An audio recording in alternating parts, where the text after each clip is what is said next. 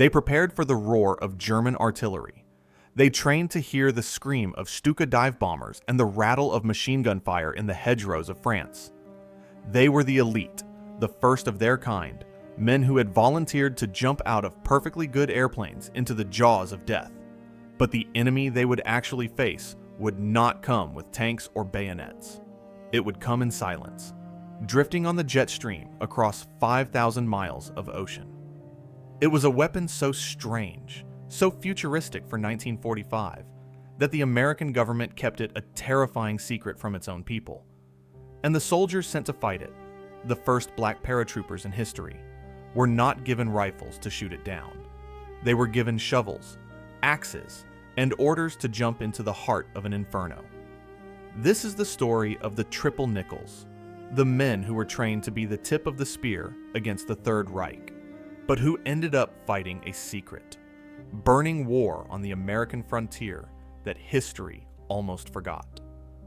To understand the strange destiny of the 555th Parachute Infantry Battalion, you have to go back to a time when the very idea of a black paratrooper was considered a joke by the military establishment. In the early 1940s, the Airborne was the glamour division of the United States Army. The paratroopers were the sky gods. They bloused their boots, walked with a swagger, and wore the silver wings that marked them as the bravest of the brave. The Airborne was a symbol of American aggression and technological prowess.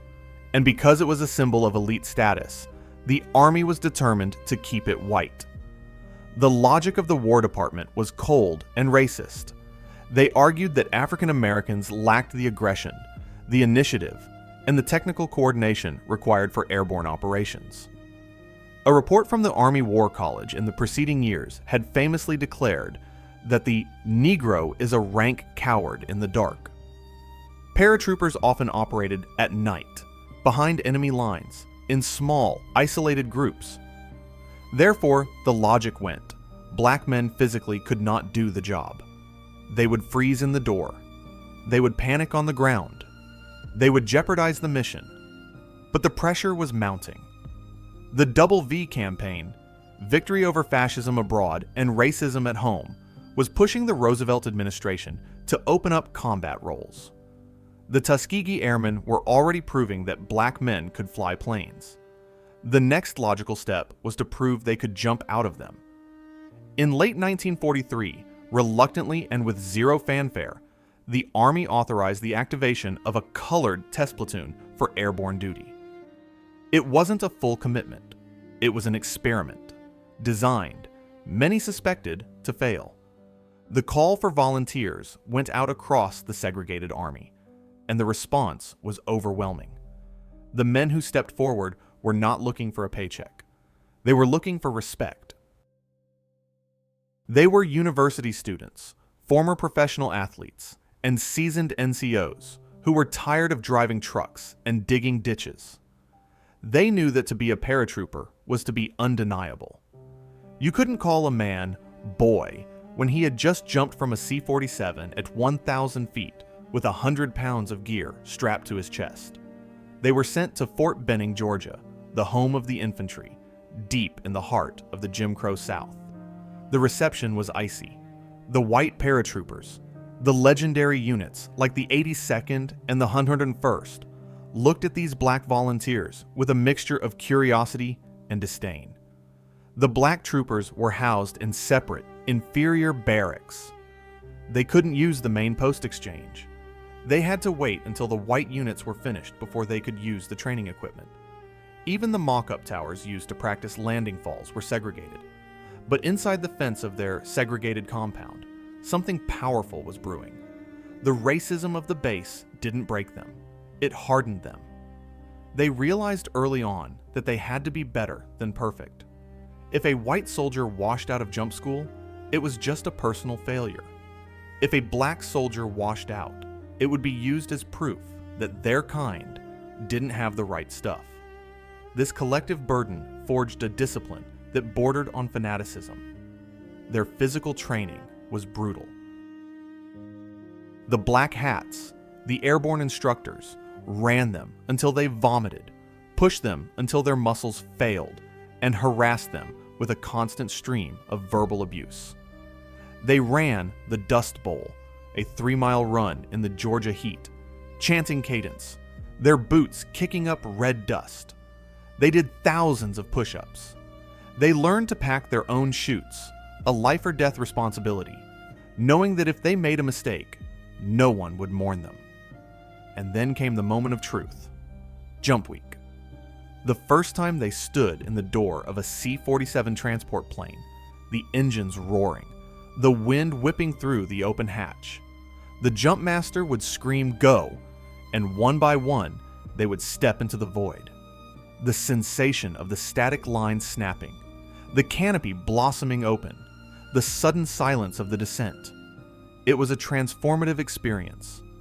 For those few minutes in the air, floating above the Georgia pines, they were not black men in a segregated South. They were creatures of the sky, untouchable and free. When the test platoon graduated, not a single man had refused to jump. Their performance ratings were astronomical. The experiment was a resounding success.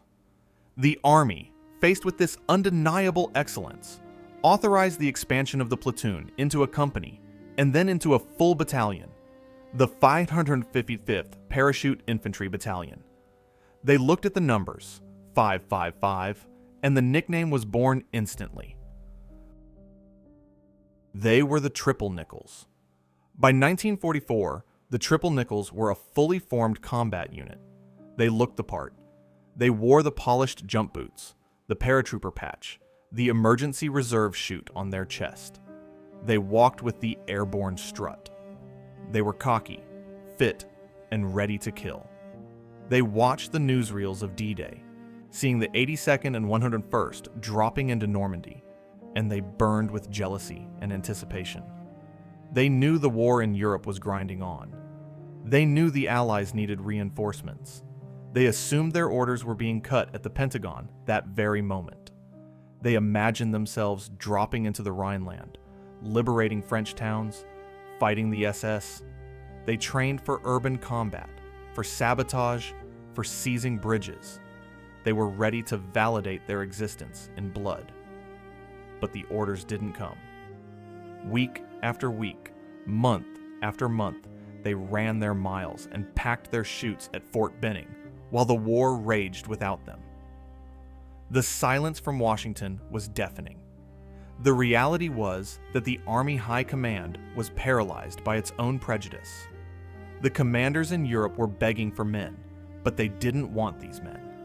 The idea of armed elite black soldiers interacting with the white populations of France and Germany, or fighting alongside white units, terrified the generals more than the Germans did. They didn't know what to do with the weapon they had forged. So, the Triple Nickles waited. The frustration in the barracks was palpable. They were the finest athletes in the Army, trained to a razor's edge, and they were being kept in a glass case. They began to wonder if they were just a showpiece, a public relations stunt to appease the black press. But thousands of miles away, across the Pacific Ocean, the Empire of Japan was launching a desperate and ingenious attack that would change the destiny of the Triple Nickles forever. It wasn't an invasion fleet. It wasn't a squadron of bombers. It was a silent armada of balloons, carried by the wind, drifting toward the forests of the American West. The 555th wasn't going to Europe. They were about to be sent to a front line that didn't appear on any map. For the men of the 555th, the winter of 1944 was a season of bitter disappointment. They had done the impossible. They had taken a group of men that the Army said couldn't lead, couldn't fight, and couldn't fly, and turned them into a cohesive, steel-hard battalion of paratroopers.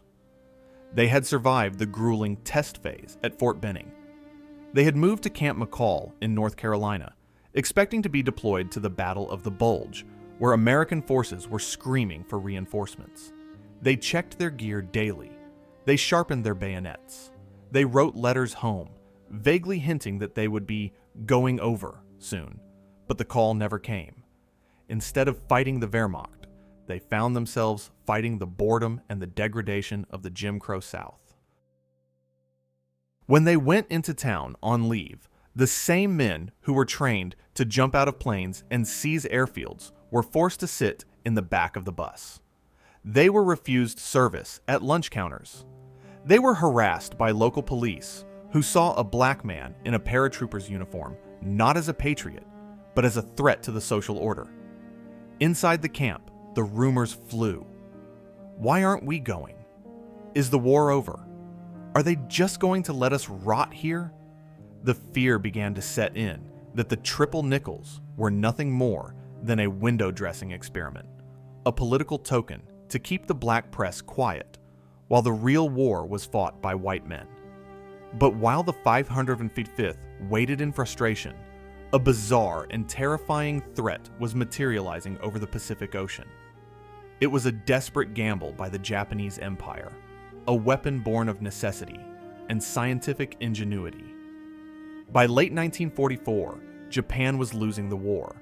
Their navy was decimated, their cities were being bombed, and they had no way to strike back at the American mainland. They needed a way to bring the terror of war to the American people, to cause panic, and to divert the massive industrial resources of the United States away from the Pacific theater.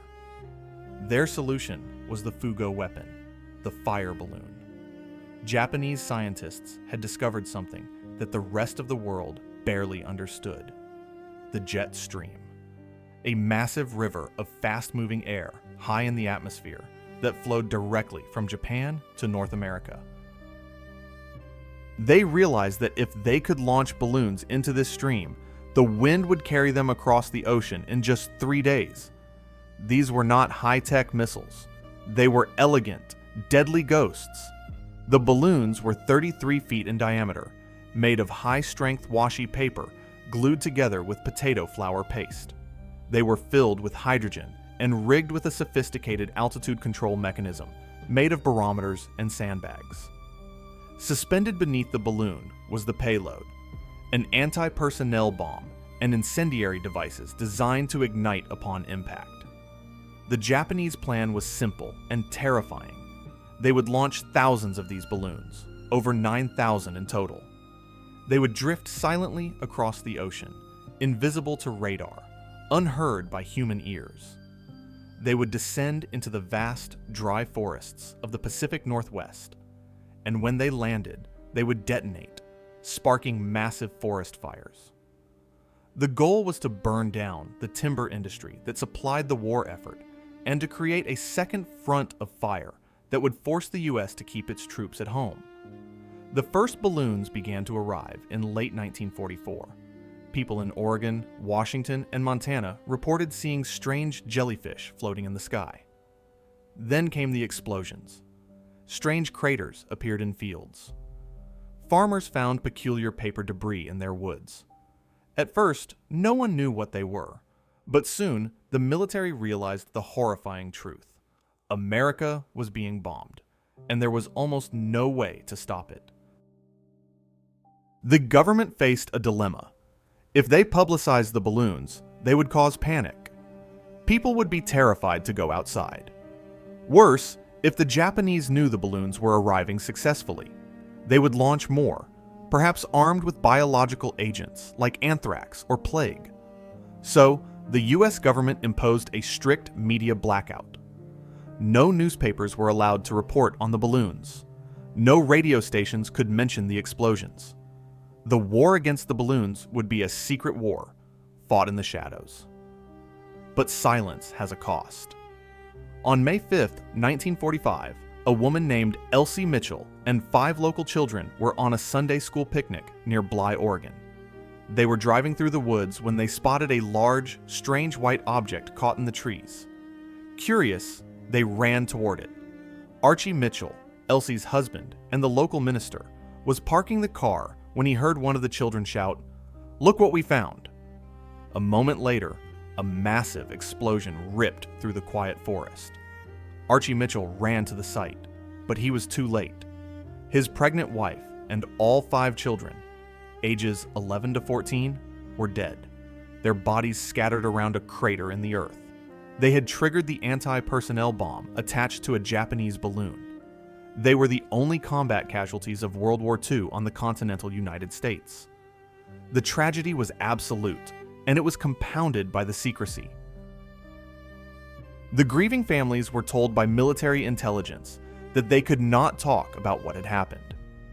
Their loved ones had been killed by the enemy, but their deaths were classified. The Mitchell tragedy changed everything for the War Department. They realized that the Japanese threat was not a joke. The dry season was approaching in the West. If thousands of these incendiary balloons landed in the tinder dry forests, they could spark uncontrollable wildfires that would consume towns, destroy vital timber, and panic the population. The regular Forest Service smokejumpers, brave civilians who parachuted into fires, were too few in number. Most of the able-bodied men were fighting in Europe or the Pacific. The Army needed a force that was physically fit, highly disciplined, and already trained to jump out of airplanes. They needed a unit that was self-sufficient, capable of operating in small teams in rugged terrain. And crucially, they needed a unit that was available immediately, one that hadn't been shipped out yet. The gaze of the Pentagon fell on Camp McCall, North Carolina. They saw the 555th Parachute Infantry Battalion. It was the perfect solution, born of cynicism and necessity. The Army didn't want to send the triple Nickles to fight white Germans. They didn't trust them with heavy weapons in a combat zone, but they needed bodies to throw at the fire. The 555th was a problem unit that could solve a new problem. In May 1945, the orders finally came down to the battalion commander. The men were assembled on the parade ground. The air was thick with anticipation. They expected to hear France, or Germany, or the Philippines. They expected to be told to pack their M1 Garands and their grenades. Instead, they were told they were going to Pendleton, Oregon. They were told that their mission was classified. They were told to turn in their rifles. The confusion in the ranks was palpable. Oregon. What war is in Oregon? Why are we giving up our guns? The rumor mill went into overdrive. Some thought they were being sent to guard Japanese internment camps. Others thought they were being disbanded. It felt like another betrayal, another way to keep them out of the real fight. But the officers briefed the NCOs, and the truth began to trickle down. They weren't going to fight men. They were going to fight fire. They were joining a secret operation, codenamed Operation Firefly. They would be cross-trained by the Forest Service to become smokejumpers. Their job would be to locate the Japanese balloon bombs, cordon off the area, and extinguish the fires they started. The reaction among the men was mixed. There was deep disappointment.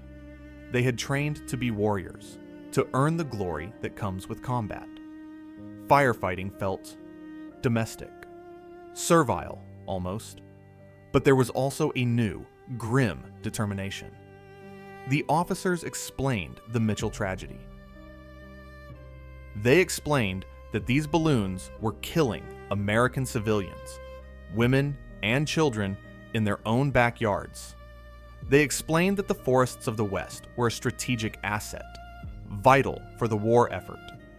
The men of the 555th realized that this was a combat mission, just a different kind. They were being asked to defend the homeland directly. And unlike the infantry in Europe, who had artillery and air support, they would be jumping alone, with no weapon but a shovel, against an enemy that was unpredictable and explosive. They would be the only unit in the U.S. Army fighting a foreign enemy on American soil. They packed their chutes. They boarded the trains for the long journey west. They left the humidity of the South for the high deserts and towering pines of the Pacific Northwest. They were leaving the world of Jim Crow segregation for the frontier, but they would find that prejudice traveled with them. They were about to trade the dangers of the battlefield for the dangers of the drop zone, where a jagged tree branch or a sudden downdraft could kill you just as dead as a German bullet. The triple Nickles were going to war, but it was a war unlike anything they or the Army had ever seen. The arrival of the 505th in the Pacific Northwest was like landing on a different planet. They had spent years in the flat, humid heat of Georgia and the pine barrens of North Carolina. Now, they looked out the windows of their troop trains at a landscape that defied scale. Jagged, snow-capped peaks that tore at the sky, canyons deep enough to swallow cities, and forests so dense and ancient they looked like green oceans. This was Pendleton Field, Oregon, and Chico Army Airfield, California. It was beautiful, majestic, and to a paratrooper looking down from a plane, absolutely terrifying. Their first briefing with the U.S. Forest Service was a sober affair. The Forest Service men were a different breed, wiry, weathered civilians who knew the mountains the way a sailor knows the sea. They looked at the muscular, confident paratroopers of the Triple Nickles with a mixture of respect and skepticism. "You boys know how to jump," one instructor reportedly told them, "but you don't know how to land here." In combat, a paratrooper looks for a drop zone, a field, a pasture, a clear space to hit the ground, roll, and bring his weapon to bear. In Operation Firefly, there were no clearings. The drop zone was the forest itself. They would be jumping intentionally into trees that stood 200 feet tall, Douglas firs and ponderosa pines with branches like iron bars. The training began immediately, and it was a brutal process of unlearning. They had to trade their combat instincts for the instincts of a firefighter. They turned in their steel helmets for fencing masks and modified football helmets with wire mesh face cages to protect their eyes from gouging branches. They traded their M1 Garands for Pulaskis, a heavy, double-headed tool that was half axe, half hoe, and crosscut saws. They donned heavy, fleece-lined flight jackets and reinforced trousers that made them look less like soldiers and more like padded gladiators. The jump technique was radically different. Instead of the mass tactical drops they had practiced for the invasion of Europe, where hundreds of men filled the sky, these missions would be lonely. A C-47 would circle a plume of smoke rising from a remote canyon. A stick of just 3 or 4 men would line up at the door. The spotter would read the wind, calculating the treacherous updrafts and downdrafts caused by the fire itself. And then they would jump. The descent was a nightmare of physics. In a combat jump, the ground rushes up to meet you. In a timber jump, the trees rush up to impale you. The troopers had to learn to steer their chutes, which were modified with dairy slots to allow some maneuverability, aiming not for the ground, but for the gaps between the trees. But often, the gaps weren't there. They learned the terrifying art of the tree hang. A trooper would crash through the canopy, the branches whipping and tearing at his gear. If he was lucky, his chute would snag securely on the upper limbs, leaving him dangling 100 feet above the forest floor. If he was unlucky, the chute would collapse, sending him plummeting through the branches to the rocks below. Once suspended in the trees, the real work began. Each man carried a 50-foot coil of rope. He had to thread it through his harness, tie off, unbuckle his chute, and rappel down to the ground, all while potentially surrounded by smoke and heat. It was a maneuver that required nerves of steel and acrobatic strength. And once they hit the ground, the mission wasn't over. It was just starting. Their enemy, the fire, was a beast with a mind of its own. It didn't shoot back, but it could encircle you, outrun you, and suffocate you. The men of the 550th learned to dig fire lines, stripping the earth down to mineral soil to starve the flames. They learned to fell burning snags, dead, standing trees that acted like Roman candles, spraying sparks across the line. They worked in terrain so steep that they had to tie themselves to trees to keep from sliding down the mountain while they dug. And they did it all in isolation. There were no trucks to pick them up at the end of the day. There were no mess halls. When the fire was out, they had to hike out. Sometimes it was 5 miles. Sometimes it was 20. They marched with 100-pound packs over ridgelines that would break a mule, sleeping in the dirt, eating K rations that tasted like sawdust. But the fire was only half the threat. The other half was the Japanese balloons. Finding a Fugo device was an eerie experience. The troopers would be patrolling a ridge or moving toward a smoke plume and suddenly come across a splash of white against the green of the forest. It looked alien. A massive, deflated envelope of paper and glue tangled in the undergrowth. Beneath it lay the chandelier-like suspension system, rigged with barometers, batteries, and explosives. The orders were strict. Do not touch. Secure the area. Call intelligence. But in the remote wilderness, securing the area meant standing guard over a live bomb for days, waiting for the disposal teams to arrive. The troopers looked at these devices with a sense of chilling awe. This was intercontinental warfare. A weapon launched from a beach in Honshu had traveled the jet stream to kill them in Oregon. It was a silent assassin, random and capricious. The secrecy of the mission added a psychological burden. When they went into town on leave in Portland or Pendleton, civilians would ask them what they were doing. Training, they would say. They couldn't tell them that they had just put out a fire started by an enemy bomb. They couldn't tell them that the war was already here. This silence meant they received no glory, no thanks. To the locals, they were just black soldiers in a white town, often regarded with the same suspicion and racism they faced in the South. Bars were off limits. White women crossed the street to avoid them. The local police watched them like hawks. Yet, on the fire line, a different dynamic emerged. The Forest Service supervisors, initially skeptical, watched these men work. They saw them jump into canyons that experienced smoke jumpers called suicide slots. They saw them work for 30 hours straight without complaint. They saw the discipline of the airborne applied to the chaos of a wildfire. The skepticism turned to respect. In the high country, where race was irrelevant against the wall of flame, the 555th proved they were not just soldiers. They were masters of a new and dangerous trade. But the danger was not theoretical. In August 1945, the battalion suffered its first fatality. Malvin L. Brown, a medic from Baltimore, was part of a stick dropped on a fire near Lemon Butte in the Umpqua National Forest. It was a difficult jump. The wind was swirling. Brown drifted away from the drop zone, toward a steep ravine. His comrades found him later. He had landed in a massive fir tree, some 150 feet above the ground. He had tried to perform the letdown procedure, but something had gone wrong.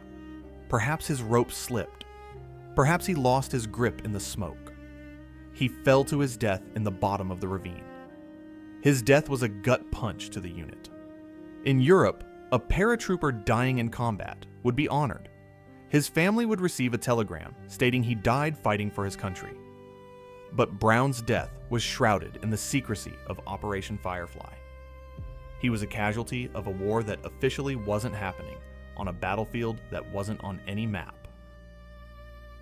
His fellow troopers carried his body out of the woods, a solemn procession through the smoke. They knew he was a hero. They knew he had died protecting the American homeland just as surely as if he had been shot on Omaha Beach. But the rest of the country didn't know. To the Army, it was a training accident. To the 555th, it was the first blood spilled in their private war. As the summer of 1945 wore on, the fires intensified. The triple Nickles were jumping almost every day. They were exhausted, battered, and hardened.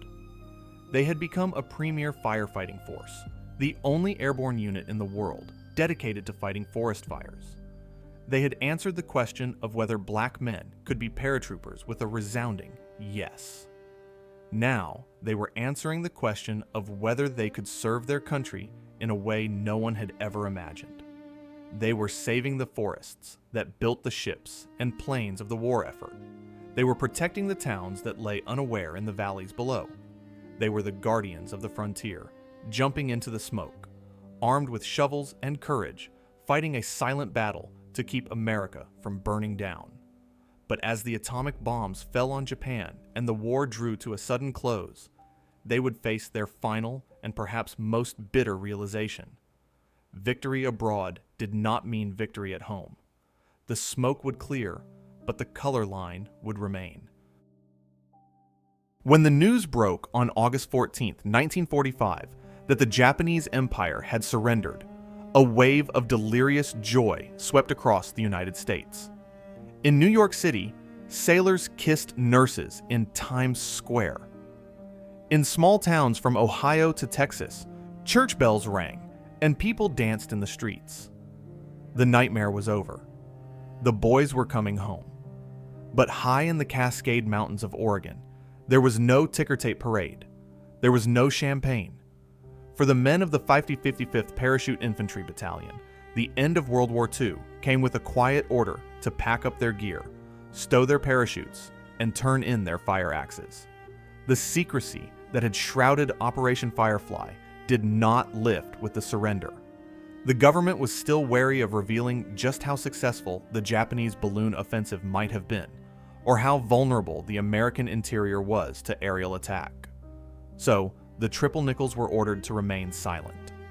They could not tell their families they had been fighting enemy bombs. They could not tell the press they had saved millions of dollars in timber and critical infrastructure. To the outside world, they were just a black unit that had spent the war training stateside, while the real heroes fought in Europe and the Pacific. The return to their home base at Fort Bragg, North Carolina, in late 1945 was a jarring psychological crash. They had spent months in the Pacific Northwest, where, despite the isolation, they had experienced a degree of freedom and responsibility unknown in the South. They had worked alongside white Forest Service professionals who respected them for their skill. Now, as their troop trains crossed the Mason-Dixon line, the blinds were drawn and the suffocating weight of Jim Crow settled back onto their shoulders. At Fort Bragg, the indignities resumed immediately. They were elite paratroopers, wearing the coveted jump wings on their chests, physically harder and more disciplined than almost any other unit on the post. Yet, they watched as German prisoners of war, men who had fought for Hitler, were allowed to eat in the main mess halls that were off limits to black American soldiers. They saw white soldiers who had never jumped out of a plane look down on them with sneering contempt. The double V victory felt hollow. They had won the war, but they were still losing the peace. The post-war period was a dangerous time for the 555th. With the war over, the Army was downsizing rapidly. Millions of men were being demobilized. The need for specialized, segregated units was vanishing. The Triple Nickles faced the very real possibility of being disbanded, their history erased, their men scattered into menial labor battalions, or discharged entirely. They were a unit without a mission, a solution looking for a problem in a peacetime army that still didn't know what to do with black combat troops. But history was moving, driven by the undeniable excellence of the unit itself. In 1946, the 82nd Airborne Division, the legendary All-Americans, was chosen to lead the massive victory parade in New York City. It was to be a display of American military might, a celebration of the division that had jumped into Sicily, Salerno, Normandy, and Holland. And in a move that surprised many, the 555th was invited to march with them. On January 12, 1946, the Triple Nickles marched down Fifth Avenue. They were not integrated yet. They marched as a separate block, a phalanx of black steel amidst the sea of white faces. But the crowd saw them. For the first time, the American public saw black men in the elite uniform of the paratrooper. They marched with a precision and a swagger that stole the show. General James Gavin, the legendary commander of the 82nd Airborne, known as Jumpin' Jim, watched them closely. Gavin was a combat leader who cared about one thing. Could you fight? He saw in the 555th not a political problem, but a reservoir of elite manpower that was being wasted. The turning point came in 1947. The Army was experimenting with the idea of integration, pushed by President Truman's executive orders and the looming reality of the Cold War. They needed a test case. They needed a unit that was disciplined enough to handle the immense social pressure of being the first. General Gavin made a bold proposal. Integrate the 555th directly into the 82nd Airborne Division. It was a radical idea. The 82nd was the pride of the Army, a unit steeped in tradition and glory. To bring a black battalion into its ranks was to strike at the very heart of the segregated military culture. There was resistance from the old guard, warnings of friction, fights, and destroyed morale. But Gavin was adamant. He wanted the best, and he knew the Triple Nickles were the best. On December 9, 1947, a ceremony was held at Fort Bragg that marked the end of an era and the beginning of a new one. The men of the 555th Parachute Infantry Battalion stood in formation on the parade ground. They stood at attention as their colors, the flag of the Triple Nickles, were furled and cased. It was a funeral for their unit. The 550th ceased to exist. But in the same breath, it was a rebirth. The men were redesignated as the 3rd Battalion of the 505th Parachute Infantry Regiment of the 82nd Airborne Division. They were ordered to remove the distinctive triple nickel patch from their shoulders. In its place, they sewed on the AA patch, the All-American. They were handed the maroon berets and the history of the 82nd. This was the first time in the history of the United States Army that a black unit had been integrated into a white division. It wasn't just a paperwork change, it was a physical integration. Black paratroopers moved into the barracks with white paratroopers. They ate in the same mess halls. They jumped from the same planes. It was not a utopia. The tension was thick. Fistfights broke out in the barracks, and the NCO clubs as white soldiers tested the newcomers, and the newcomers fought back to defend their dignity. But on the drill field and in the air, the logic of the airborne took over. In the sky, gravity doesn't care about race. In a foxhole, you don't check a man's skin color before you ask for ammo. The discipline that the Triple Nickles had forged in the fire of their own segregation became the tool that allowed them to succeed in integration. They were so sharp, so physically dominant, and so professionally competent that they forced their white counterparts to respect them. They became the standard bearers for the entire integration process. If the elite 82nd could do it, the rest of the Army had no excuse. The success of the 555th's absorption into the 82nd paved the way for the full integration of the military that would follow in the Korean War. They proved that the toxic myths of racial incompatibility were just that, myths. But for the veterans of the 555th, there was a bittersweet aftertaste. They had gained acceptance, but they had lost their identity. The name Triple Nickles faded from the official rolls. Their unique history as smokejumpers, as the men who fought the secret war against Japan, was swallowed up by the larger, louder history of the 82nd Airborne. For decades, their specific contribution was known only to them. They were the hidden figures of the airborne community, the pioneers who had built the bridge and then walked across it, only to have the bridge dismantled behind them. It would take nearly 30 years for the secrecy surrounding Operation Firefly to be declassified, and even longer for the nation to fully understand what these men had done. They had fought fire with courage. They had fought racism with excellence. And in the end, they had sacrificed their own unit's existence to make the United States Army a better, stronger, and more just institution. They were the first to wear the wings, the first to fight the fire, and the first to prove that the sky belongs to everyone. Their war was silent. Their enemy was nature, and their victory was the quiet dignity of a job done well when no one was watching. The folding of the 555th's colors was not a death, but a dissemination. Like seeds scattered by a strong wind, the men of the Triple Nickles were dispersed throughout the 82nd Airborne, and eventually the entire United States Army. They carried with them a unique DNA, a blend of supreme physical conditioning, technical mastery of the air, and a hardened psychological armor forged in the fires of segregation. They became the non-commissioned officers, the squad leaders, and the platoon sergeants who would guide the military through its painful, clumsy transition from Jim Crow to integration. But as they fanned out into the broader military, they carried a secret that they could not share. The story of Operation Firefly, of the balloon bombs and the silent war in the forests, remained classified.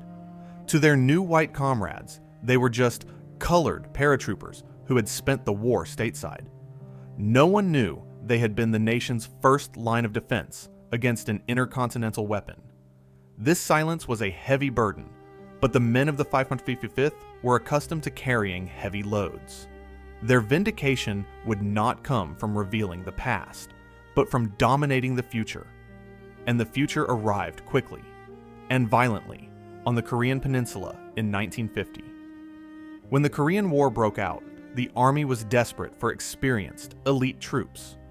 The integration order signed by Truman was technically law, but in practice, the Army was still a patchwork of segregated and semi-integrated units.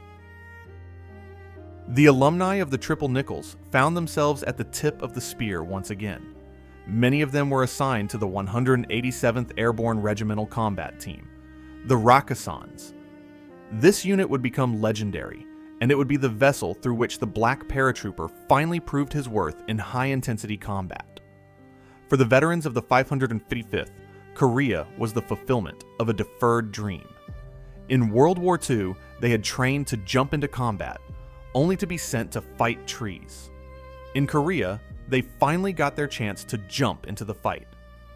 On October 20th, 1950, elements of the 187th conducted a massive combat jump at Sukchon and Suncheon, deep behind North Korean lines.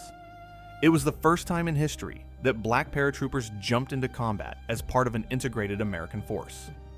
The men who had learned to steer steerable chutes through the giant Douglas firs of Oregon now found themselves steering through flak and small arms fire over the rice paddies of Korea. They hit the ground not with shovels, but with M1 rifles and carbines, and they did not falter. The discipline of the Triple Nickles, the knees in the breeze confidence they had developed at Fort Benning and Camp McCall, translated perfectly to the chaotic brutality of the Korean battlefield. They fought with a ferocious efficiency. They seized their objectives, held the line against waves of Chinese infantry, and endured the freezing misery of the Chosin Reservoir. In the foxholes of Korea, the legacy of the 555th became tangible. White soldiers who had perhaps doubted the ability of black men to fight were now relying on them for survival. A former Triple Nickel sergeant, hardened by the smoke-jumping missions, where a single mistake meant death, was exactly the kind of leader you wanted when the enemy was overrunning your position. They brought a level of professionalism that stabilized the shaky, newly integrated units. They were the glue. But there was a bitter irony to their success in Korea.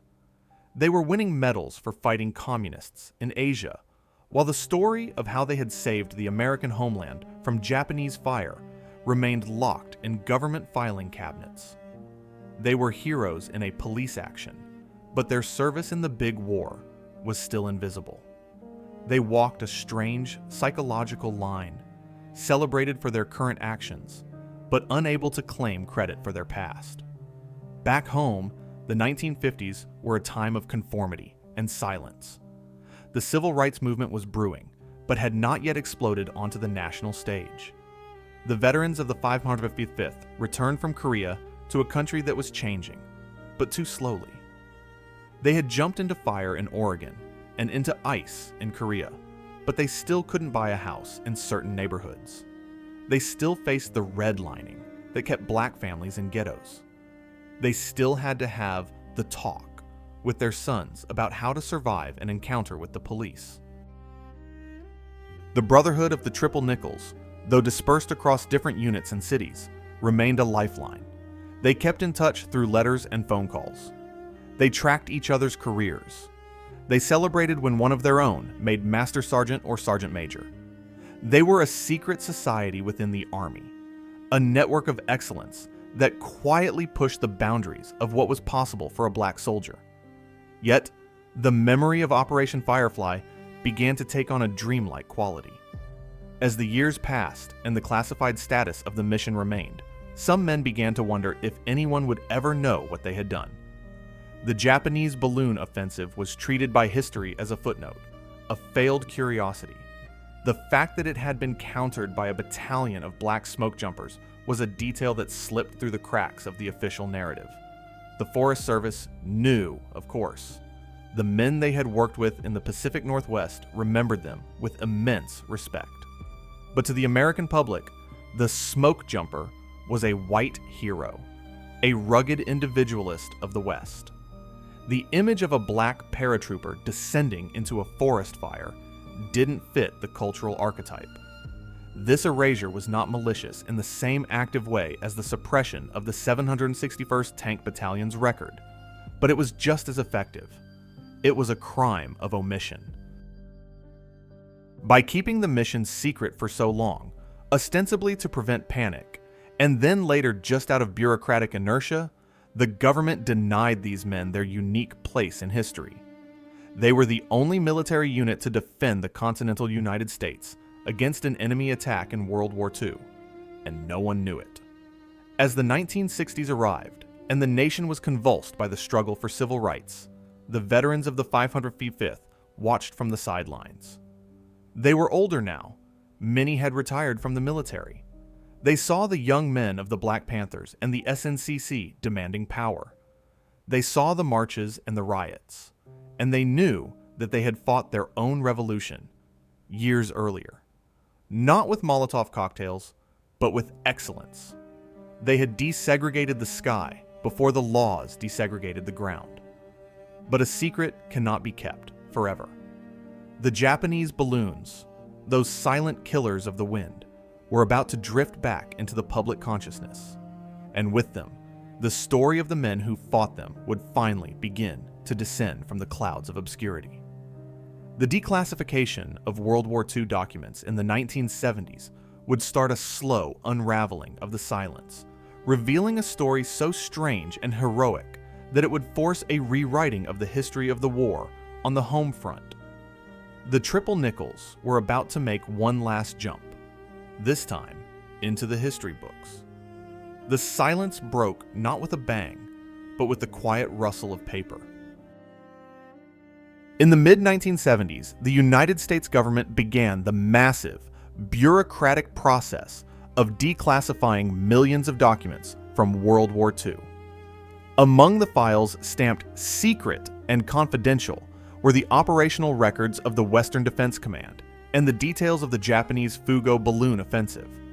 For the first time, the American public was officially told a truth that had been hidden for 30 years. The continental United States had been bombed by an enemy power during the war. The strange craters in the Oregon woods, the inexplicable forest fires, the tragic death of the Mitchell family. It was all part of a coordinated intercontinental attack. And with that revelation came the second half of the secret, the existence of the men who had fought it. For the veterans of the 555th, this was a moment of profound liberation. For decades, they had held their tongues. They had sat in VFW halls listening to white veterans talk about the Battle of the Bulge or Iwo Jima, unable to share their own combat experience because it was locked behind a security clearance. Now they could speak. They could tell their wives and children that they hadn't just been training in Oregon. They had been the tip of the spear in a unique aerial defense of the homeland. But freedom to speak did not mean anyone was listening. The narrative of World War II was already set in stone. It was the war of Patton and Eisenhower, of D-Day and Hiroshima. The story of a black battalion fighting forest fires in the Pacific Northwest sounded like a tall tale, a footnote to a footnote. The veterans realized that if they wanted their place in history, the government wasn't going to give it to them. They would have to take it, just as they had taken their jump wings. In 1979, a group of aging triple Nickles gathered to form the 555th Parachute Infantry Association. It was more than a reunion. It was a mobilization. They elected officers, drafted bylaws, and set a clear mission to educate the public and the military establishment about who they were and what they had done. At the helm of this effort were men like Walter Morris. Morris was a legend within the unit.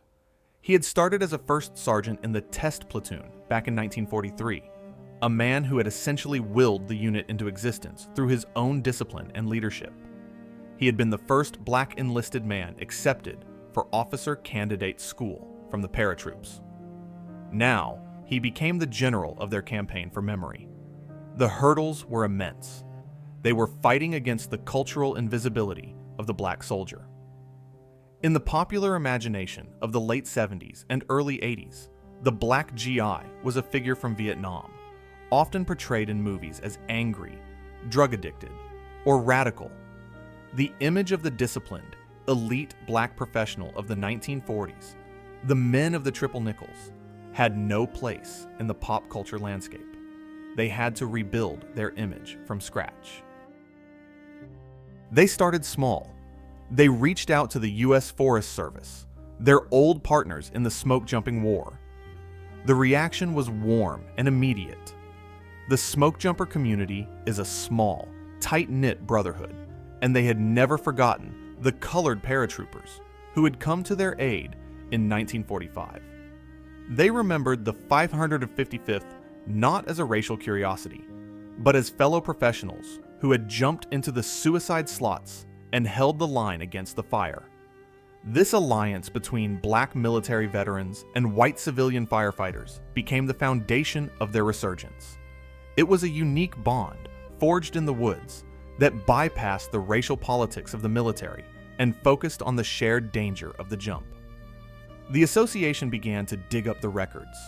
They found the jump logs, the fire reports, the casualty lists. They documented the over 1,200 individual jumps. They located the sites where balloon bombs had been recovered. They pieced together the narrative of Operation Firefly, transforming it from a classified secret into a documented historical fact.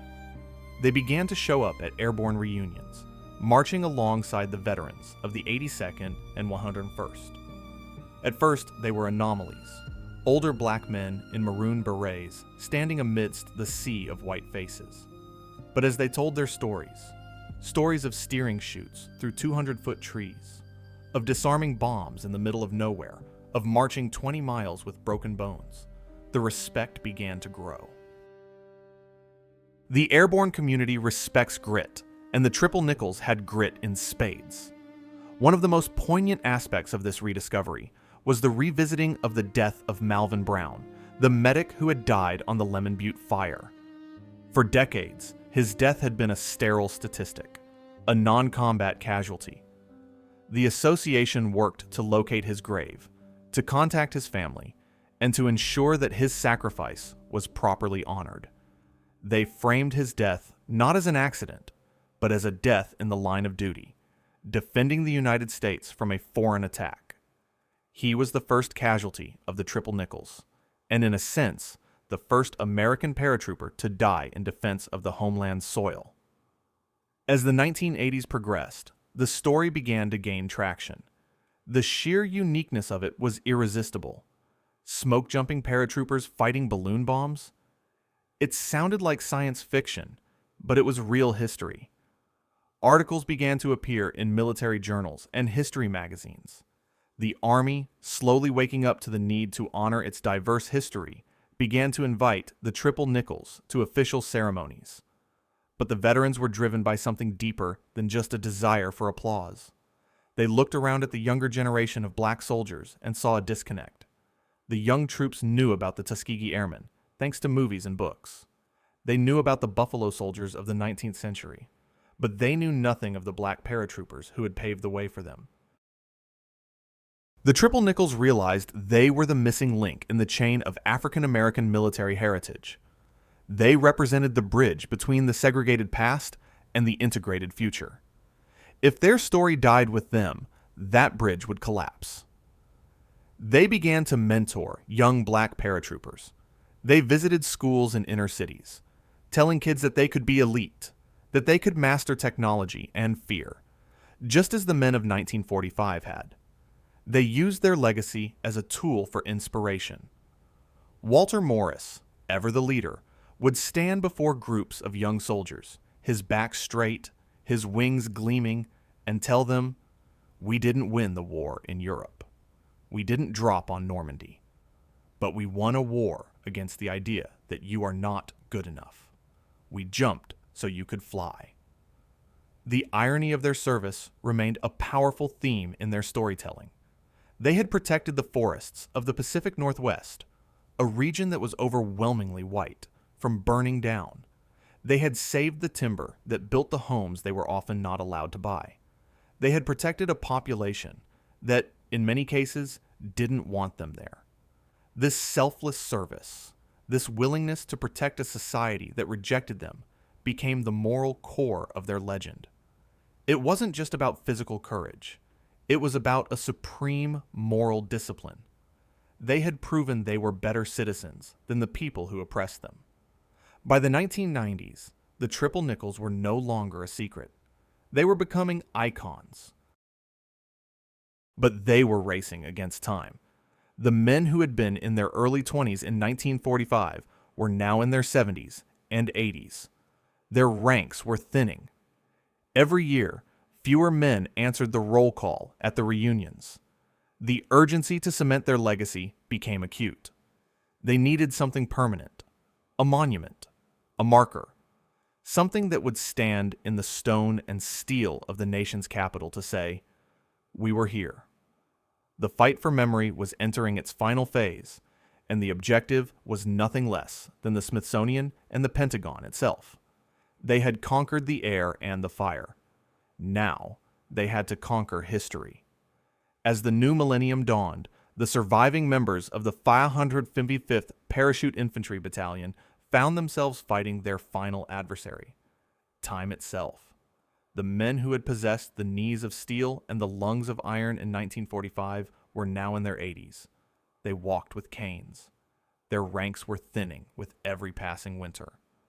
The Triple Nickel Association reunions, once raucous gatherings of hundreds, were becoming smaller, quieter affairs.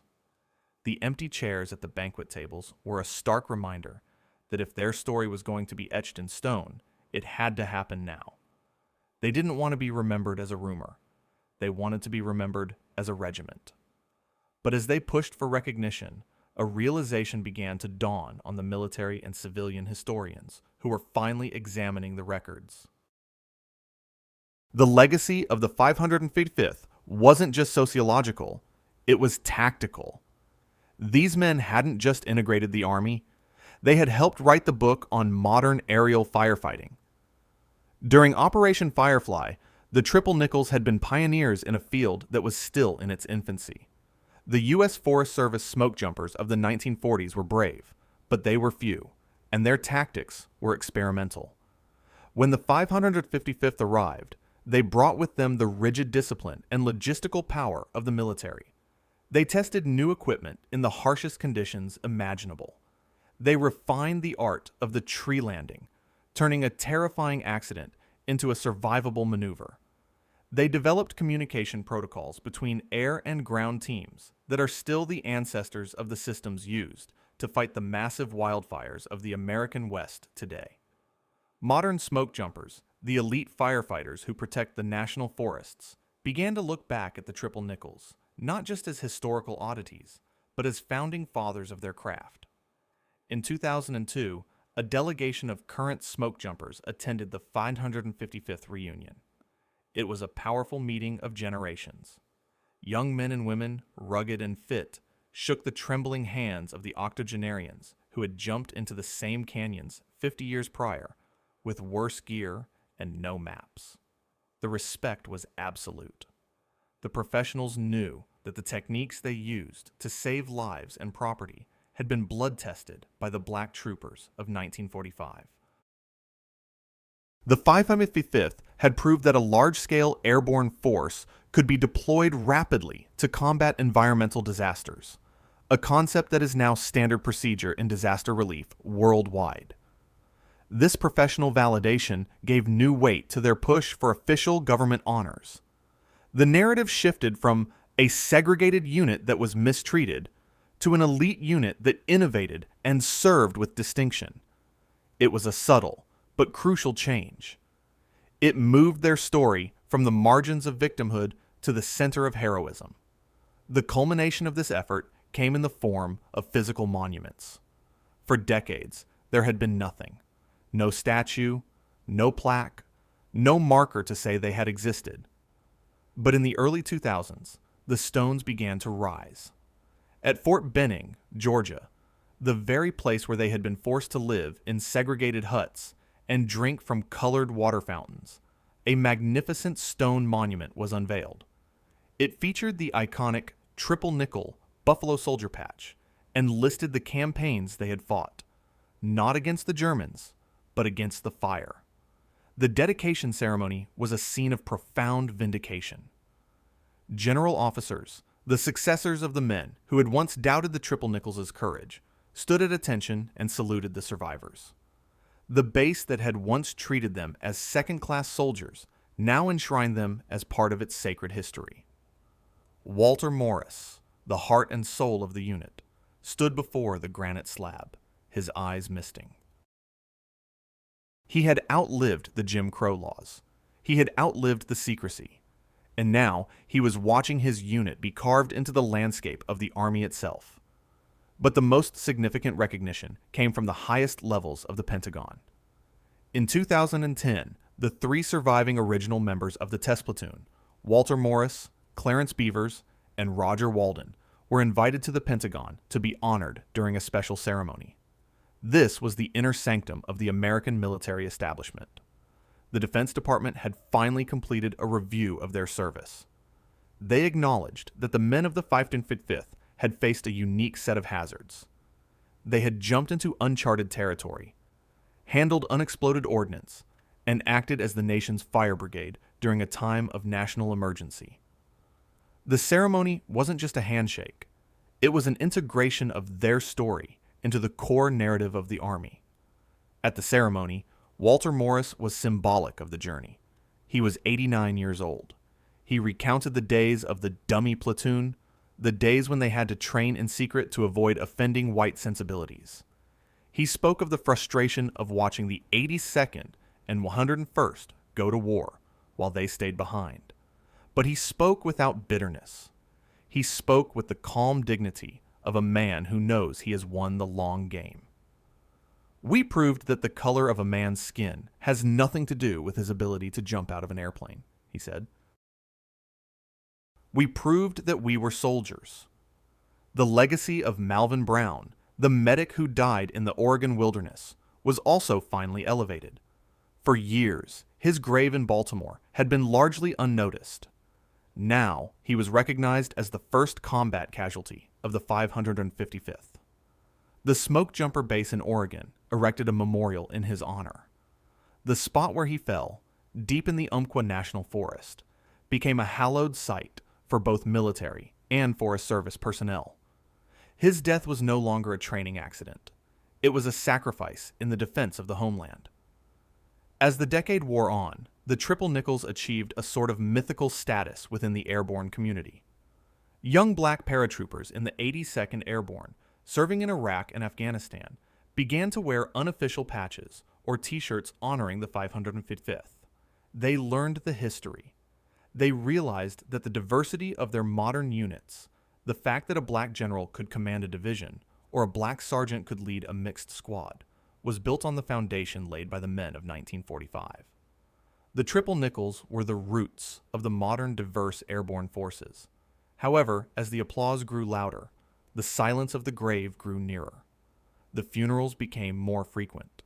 The men who had shared the terrifying intimacy of the jump door were passing away, one by one. The association was running out of members to pay the dues. The question of who would tell the story when the last voice was silenced became urgent. They needed to ensure that their history didn't die with them. They began donating their uniforms, their jump logs, and their photos to museums. The Smithsonian National Museum of African American History and Culture accepted their artifacts. A triple nickel helmet, a piece of a Japanese balloon, a pair of polished jump boots. These objects were moved from attics and basements into the National Trust. The story of the 555th Parachute Infantry Battalion was no longer a black story. It was an American story. It was a story about the resilience of democracy, about how the excluded can force their way into the center of the narrative through sheer excellence. They had started as an unwanted experiment. They had become the secret guardians of the frontier, and finally, in the twilight of their lives, they became the fathers of the integrated army. They had jumped into the fire, and they had walked out with their honor intact, leaving a trail of blazing glory for the generations that followed to follow. The secret war was over, but the legend was just beginning to take flight.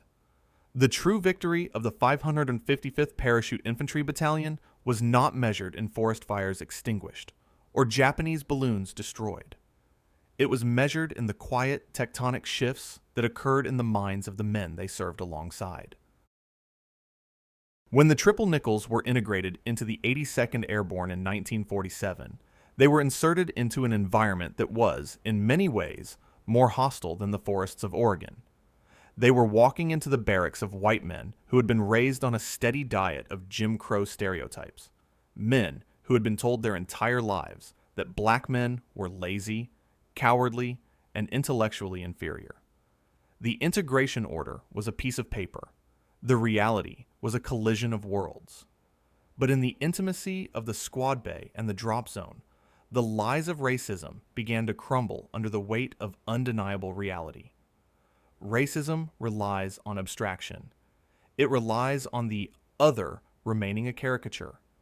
But you cannot maintain a caricature when you see a man pack a parachute with the precision of a surgeon. You cannot call a man a coward when you watch him stand in the door of a C-119 flying boxcar, equipment rattling, and leap into the night without hesitation. You cannot dismiss a man's intelligence when he is teaching you how to read a map or strip a weapon faster than you can. The veterans of the 555th became the virus that cured the host. By simply being excellent, they forced their white counterparts to question everything they had been taught. A white paratrooper from Alabama might have hated the idea of integration, but he loved the idea of surviving a combat jump. And when he realized that the black sergeant next to him was the best jump master in the regiment, his survival instinct overrode his prejudice. This was the contact hypothesis in action, played out at 1,000 feet. The triple Nickles didn't lecture their white comrades on equality. They demonstrated it. They broke the back of Jim Crow, not with protests, but with competence. As these white soldiers rotated out of the service and returned to their hometowns, they carried a new truth with them. They were the first generation of white Americans to have seen black excellence up close. They were the cracks in the dam of white supremacy. It is impossible to quantify how many dinner table conversations in the 1950s were changed because a father or an uncle said, "Well, I served with a colored fella in the 82nd, and he was one hell of a soldier." The 555th had planted seeds of respect that would blossom during the civil rights movement, making the arguments of segregationists harder to defend. But the impact was even more profound within the black community itself. When the veterans of the Triple Nickles finally hung up their uniforms and returned to civilian life, they didn't just go back to being second-class citizens. They returned as leaders. They had touched the sky. They had conquered fear. They had commanded men and managed complex logistics. They possessed a quiet swagger, a steel in their spine that the humiliations of civilian life could not bend. They became the pillars of their communities. They became the postmasters, the teachers, the deacons, and the union stewards. They were the men who organized the voter registration drives, who guarded the churches, who mentored the fatherless boys on the block. They brought the airborne way, the ethos of discipline, grooming, and relentless effort into the neighborhoods of Chicago, Detroit, and Philadelphia. They raised the generation that would march with Martin Luther King Jr. and Malcolm X. They taught their sons and daughters that the limitations the world placed on them were lies. They told me I couldn't jump, a veteran would tell his son, but I jumped. They told me I couldn't lead, but I led. This intergenerational transfer of confidence was the invisible engine of the civil rights movement. The Triple Nickles proved that the system was vulnerable, that it could be navigated and ultimately dismantled by those who were prepared, disciplined, and fearless. Furthermore, their legacy created a lineage of black leadership within the military that continues to this day. The young black officers who served in Vietnam, men who would go on to become generals, looked back at the 555th as their spiritual ancestors. When Colin Powell, a young ROTC cadet, learned about the Triple Nickles, he realized that there was a path for him to the very top. When Lloyd Austin, who would become the first black Secretary of Defense, put on his uniform, he was standing on the shoulders of the men who had jumped into the fires of Oregon. The 555th had proven that black leadership was not an anomaly.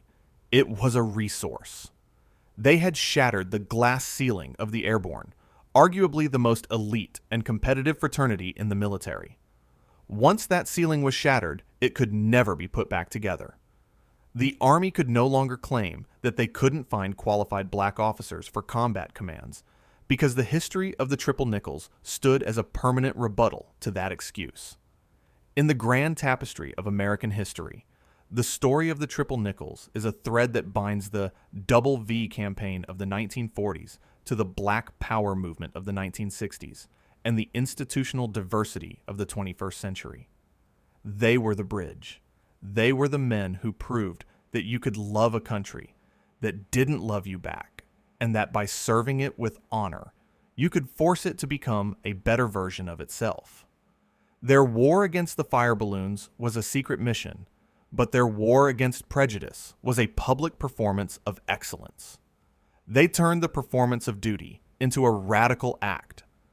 Every time they walked down the street in a crisp uniform with their jump boots shining like mirrors, they were protesting. Every time they executed a perfect parachute landing fall in front of a skeptical white audience, they were protesting. They redefined protest, not as a refusal to participate, but as a demand to participate at the highest level. As we move toward the conclusion of their story, we must recognize that the 555th Parachute Infantry Battalion did more than just fight fires. They fought the gravity of history. They fought the inertia of a nation that wanted to keep them grounded. And in doing so, they didn't just save the forests of the Pacific Northwest. They helped to save the soul of the American military, forcing it to live up to the democratic ideals it was sworn to defend. The smoke from the fires they fought has long since cleared, but the fire they lit in the hearts of generations of soldiers burns brighter than ever. They were the first, and because of them, they were not the last. As the 21st century progressed, the story of the 555th Parachute Infantry Battalion moved from the realm of oral history into the permanent, concrete landscape of American memory.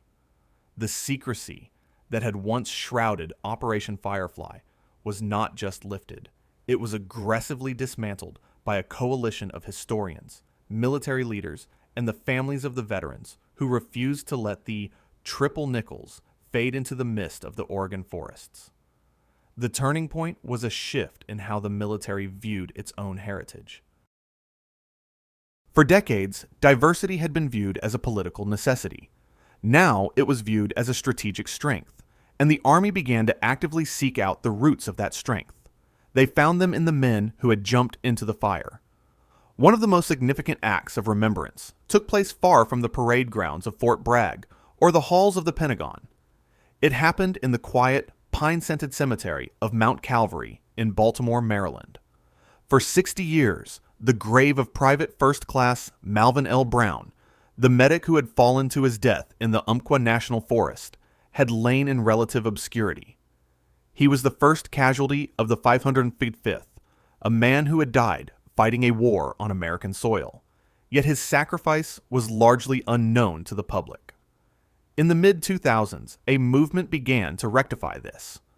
The 555th Parachute Infantry Association, working hand-in-hand with the U.S. Forest Service, organized a ceremony to honor Brown not just as a soldier, but as a pioneer of aerial firefighting, smoke jumpers from across the West, rugged men and women who still jumped into fires. For a living, traveled to Baltimore to stand at his grave. They wore their rough field gear, standing shoulder to shoulder with elderly black veterans in dress blues. It was a powerful visual representation of the Triple Nickles' dual legacy. They were the fathers of the integrated army and the brothers of the wildland firefighter. The Forest Service went further. They dedicated a permanent marker near the site of Brown's death in Oregon. It is a remote spot, accessible only by logging roads and hiking trails, deep in the woods he died trying to save. But for those who make the pilgrimage, it is sacred ground. It is a physical reminder that the war against fascism had a front line in the Cascades, and that a black man from Baltimore had given his life to hold it. This recognition by a civilian agency was unique. It validated the 555th service in a way the Army initially could not, acknowledging that their contribution went beyond military tactics. It was an act of national preservation. Back in the military world, the honors began to cascade. In 2008, at Fort Lee in Virginia, the Army opened a new, state-of-the-art quartermaster aerial delivery and field services department. They named the facility's dining hall the Malvin L. Brown Building. It was a fitting tribute to a medic, ensuring that thousands of young soldiers, black and white, would speak his name every day. It was a way of weaving the Triple Nickles into the daily fabric of Army life. Then came the definitive moment of validation. In March 2010, the 3 surviving original members of the test platoon, the first black men to ever wear the wings, were brought to Washington, D.C. Walter Morris, Clarence Beavers, and Roger Walden were old men now, their steps slowed by age, but their spirits undimmed. They were welcomed into the Pentagon, not as visitors, but as conquering heroes. They met with the highest-ranking officials of the Department of Defense. During the ceremony, Secretary of Defense Robert Gates spoke of their quiet, patriotic service. He acknowledged the bitter irony of their situation, that they had been willing to die for a country that denied them basic rights. But he also focused on their triumph. He noted that the modern, diverse, and lethal U.S. military was built on the foundation they had laid. They were presented with official certificates of appreciation, but the piece of paper was secondary to the setting. They were standing at the heart of American military power, accepted, celebrated, and thanked. For Walter Morris, the man who had led the dummy platoon in secret drills to avoid offending white officers, it was the closing of a circle that had remained open for nearly 70 years. The legacy of the Triple Nickles also found a permanent home in the National Museum of the African American History and Culture in Washington, D.C. Their story was given a prominent place in the military history wing. Visitors could see the smoke jumper helmets with the wire mesh masks, the heavy canvas jumpsuits, and the pieces of the Japanese balloon bombs. For millions of tourists, this exhibit was a revelation. It shattered the monolithic image of the World War II GI.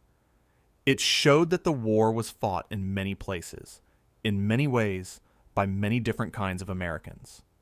It brought the secret war out of the shadows and placed it under the bright lights of the National Mall. But perhaps the most enduring legacy of the 555th is found in the ranks of the modern airborne and special operations communities. Today, the 82nd Airborne Division, the 101st, the 173rd, and the Special Forces groups are filled with African American soldiers who are jump masters, pathfinders, and commanders. These men and women are the direct spiritual descendants of the Triple Nickles. They walk through the doors that the 555th kicked down. There is a tradition in the airborne community of prop blast ceremonies, where new officers are initiated into the fraternity of the Paratrooper. In recent years, it has become common to invoke the memory of the Triple Nickles during these rites of passage.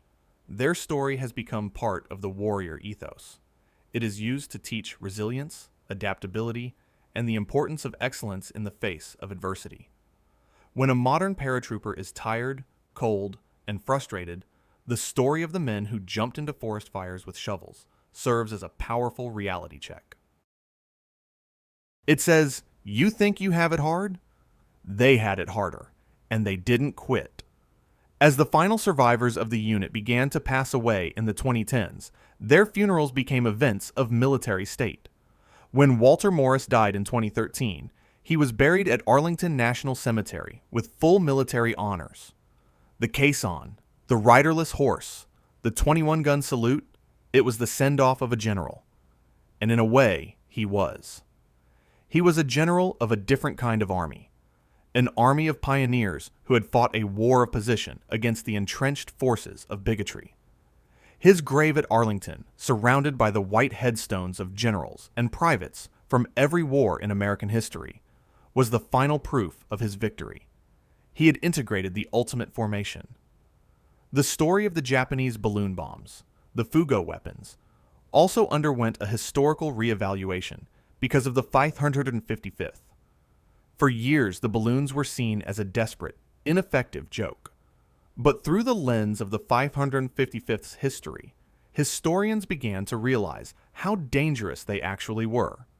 If the Triple Nickles and the Forest Service hadn't been there to suppress the fires, the damage to the American timber industry and the morale of the Pacific Northwest could have been catastrophic. The 555th didn't just dig ditches, they neutralized a strategic threat. They proved that the Firefly mission was not busy work for a segregated unit. It was a vital defense of the homeland. The narrative had completely flipped. They were no longer the colored boys sent to the woods to get them out of the way. They were the elite guardians of the American West. They were the only unit that stood between the Japanese Empire and the destruction of the American heartland. As we approach the end of their story, we see that the Triple Nickles achieved something rare in military history. They won a war without firing a shot in anger. They won by jumping, by digging, by sweating, and by enduring. They won by refusing to let the Army's racism define their worth. They took the worst assignment the military could dream up, jumping into fires without weapons, and turned it into a badge of honor so bright that it outshone the medals of combat. They were the smokejumpers, the Triple Nickles, the men who fell from the sky to save the earth. And as the last of them left this world, they left behind a military that was fundamentally different, fundamentally better, because they had served in it. The secret was out. The legend was secure. We began this story with a paradox. A group of elite soldiers trained to kill, but ordered to save. A battalion of black men denied the right to fight for democracy in Europe, who instead protected the very soil of the American homeland from a secret, intercontinental attack. The journey of the 555th Parachute Infantry Battalion is one of the most singular and surreal chapters in military history. It challenges our understanding of what a war hero looks like. It forces us to expand our definition of combat. And it stands as a permanent monument to the idea that the most powerful weapon against prejudice is not anger, but excellence. The legacy of the triple Nickles is not found in the number of enemy soldiers killed or the amount of territory captured. It is found in the millions of acres of American forest that did not burn. It is found in the towns in the Pacific Northwest that were not consumed by the fires of the Japanese balloon bombs. These men were the silent guardians of the frontier, the Firefly boys who stood between the homeland and disaster. They fought a war where the enemy was nature itself, weaponized by a distant empire. And they won that war with nothing but axes, shovels, and an abundance of guts. But their greater victory was the one they won against the internal enemy. When the army said black men couldn't jump, they jumped. When the army said black men couldn't lead, they led. When the army said black men couldn't be trusted with complex missions, they executed one of the most difficult and secretive operations of the war with flawless discipline. They took the racism of the institution, absorbed the blow, and used the energy to propel themselves upward. They turned the experiment of the black paratrooper into the standard of the black paratrooper. Their story forces us to reckon with the complexity of patriotism.